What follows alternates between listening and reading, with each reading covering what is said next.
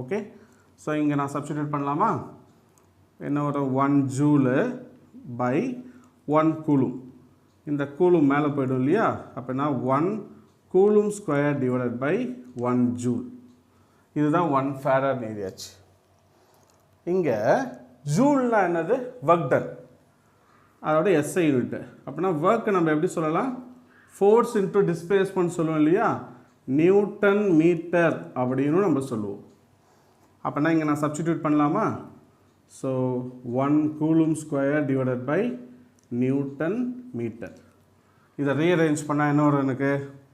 1 farad equal to newton power -1 metre power -1 coulomb ஸ்கொயர்னு வரும். அப்படின்னா இங்கே வேல்யூவோட கம்பேர் பண்ணி பார்ப்போமா? இந்த வேல்யூக்கு இது அப்படியே ரெசிப்ரோக்கலாக இருக்குது. அப்படின்னா 1 பை ஃபேரட்னா என்ன அர்த்தம்? அதாவது